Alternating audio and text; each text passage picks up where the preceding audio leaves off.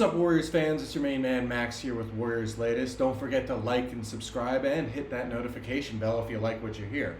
Now, I hope you had a great 4th of July, much like I did, because a lot of things happened when it came to Dub Nation for the 4th. And the biggest thing, at least for me as a Warriors fan, has been it looks like that Al Horford is all but a dub right now. Now, I want to say all but a dub because I still have my intuition that tells me somebody's going to swoop in the last minute and steal him from the Warriors. But now that the Lakers got their guy in DeAndre Ayton, and who else was it?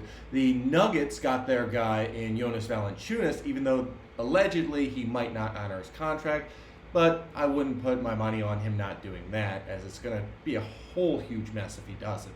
Which leaves the Warriors as the only team that he would likely sign with. My only concern is, somebody brought this up to me the other day, the Knicks are still looking for a minimum center to back up Mitchell Robinson, and I see them potentially swooping in the last minute to sign him. But that's a team that likes being young, and now that they have their new coach in Mike Brown, I don't know if Horford at his advanced age is going to fit with that kind of roster. So it's all but a sure thing, but not a guarantee. And in all honesty, I think that Horford fits the Warriors better than he does with the Knicks because, A, he's going to get a lot more playing time with the Warriors than he would with the Knicks. With the Knicks, he'd likely get maybe 10, 15 minutes a game at most because they want to play their younger guys like Huck Porty or even move Cat to the center before they throw in a 39-year-old to man the middle.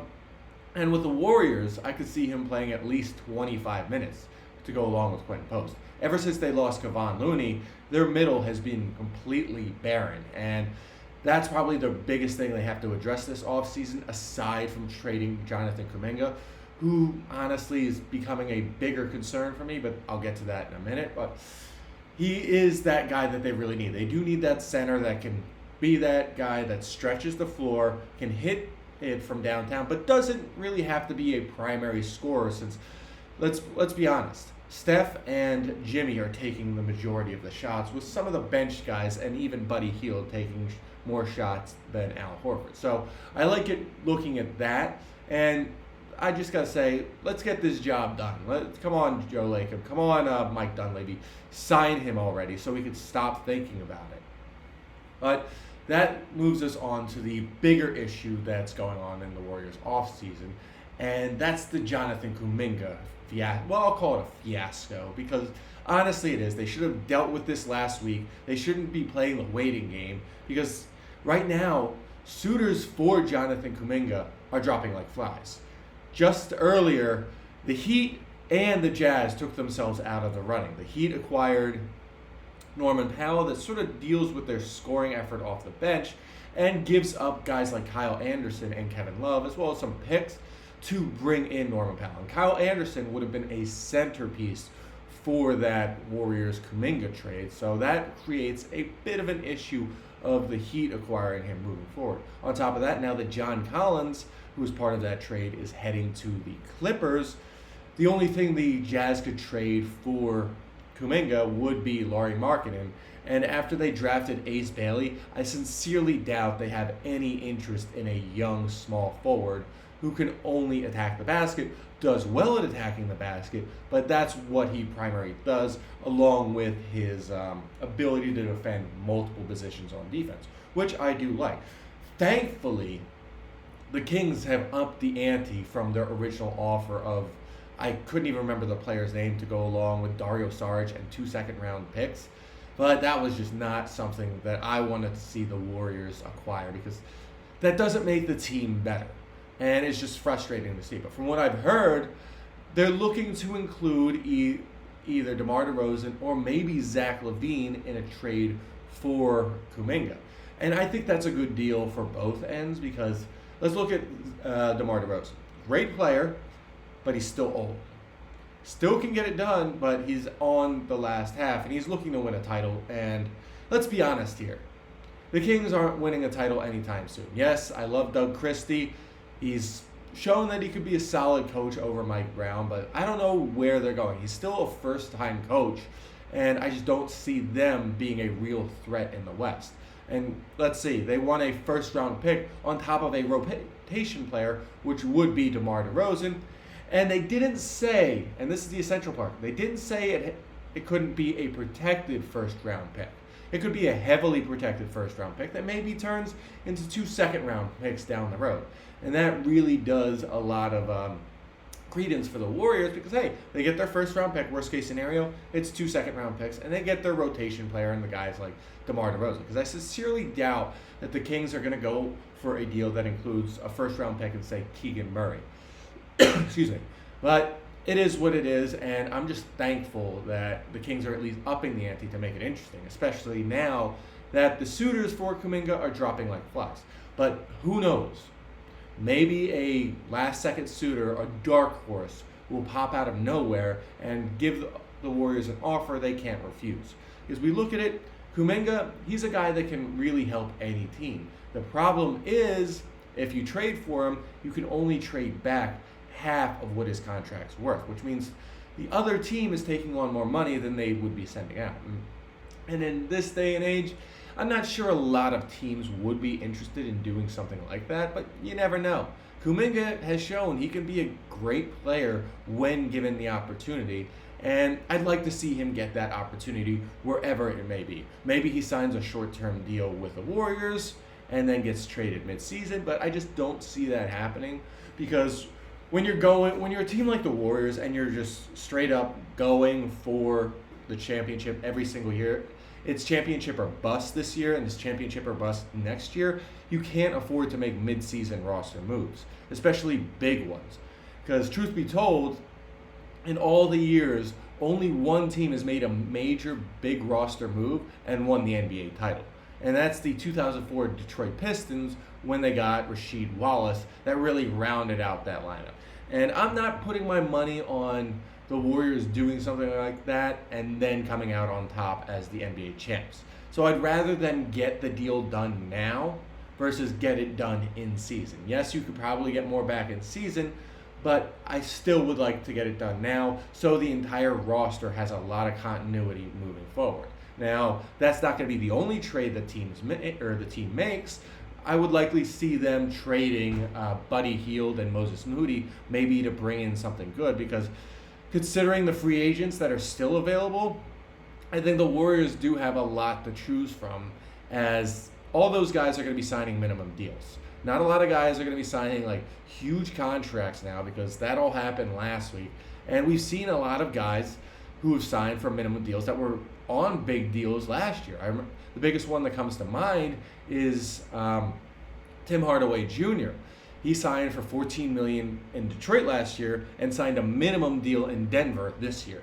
So there's obviously something there. Now, that leads me to my next topic, and that is the remaining free agents in the class. And there's a lot of them. I didn't realize there were so many since I get distracted by the top 10. I'm sure you do too. We look at like Dame Lillard, Russell Westbrook, Chris Paul. Now those are three top 75 guys available on the free agent market, but they're not going to help the Warriors in any way. However, there are going to be other guys that are out there that can do some damage. Now to start off, let's go with two big ones. And the first one is Ben Simmons. Now Ben Simmons, we know he's gotten the yips. I don't know how to describe it. He just is not the same player he was from 2017 to 2020. He's got, ever since that Hawks series, and I've talked about it before, he has just gotten scared. But he's gotten that seal of approval from Draymond. All they need him to be is half the guy he was. And I think in Golden State, he can be that guy, which to me is exciting because he's only going to cost the Warriors a minimum deal. He can't wait it out and see what's out there because as the well dries up, so do the opportunities. And he's a player that deserves an opportunity because of how talented he is. He just has to get his mind right. And he's still in his early to mid-20s. That says something. I mean, he was drafted in, 9 years ago? So he was 19. He's like around 27, 28 right now. He's still got some time to add value to a team and maybe, who knows, carry the Warriors to their post-championship years in a revitalization period of his career. Now, I'm not guaranteeing that's going to happen, but it might. You put a player in the right situation, they can get back to form. I mean, we all see what happens with like no-name guys who go to the Heat. Next thing you know, they become studs. And I think the same thing can happen with the Warriors. Look at Sean Livingston. Sean Livingston was a journeyman up until he got to the Warriors. And then guess what happens? He becomes a valued piece of a championship dynasty team. So there is always that possibility. And I could definitely see that happening with Ben Simmons. Now, another player I want to talk about is another Curry. And it's not Steph, but Seth. Now, Seth, he's a three-point shooting marksman. And that's what I love about him, on top of being Steph's brother. And I think that chemistry alone is going to be great for the Warriors. Having played, the two of them played together earlier in Seth's career. Now, apologies if I get them mixed up. Their names are just too similar. But I see him as a great potential pickup that allows the Warriors to sort of trade guys that they really don't need. Say they pick up Seth Curry, they sign him to a 2-year minimum deal. That gives them the opportunity to move Moses Moody, to move Buddy Hield, say for a bigger guy such as Nikola Vucevic. And next thing you know, they have their 7-footer in the middle who can grab rebounds and score in the post, allowing Draymond to sort of sag off and not having to just aggressively go over and grab those rebounds since they can't compete with some of those bigger guys. Now, a roster like that's pretty darn good if you ask me, because I like that idea. You know, you replace Moody and Buddy Hield with an even better three-point shooter who could probably hit so much water out of the boat that the boat goes under. And knowing what happened in that Timberwolves series, that's something the team really needs. Now, say they trade them, get Vucevic, and now they're just stuck with Pods, who is a good player but needs to be moved as well. They could also move him for whatever, maybe a future first-round pick or something like that. Now, on top of those two guards, the biggest guy I could think of overall who could add to the Warriors' depth is none other than Thomas Bryant. Now, Bryant did a great job as the backup for the championship appearance Pacers team. Now, we saw the Pacers, they forced it to 7 games, and Bryant did have some good minutes where he showed flashes. And now that he learned from, what's his name?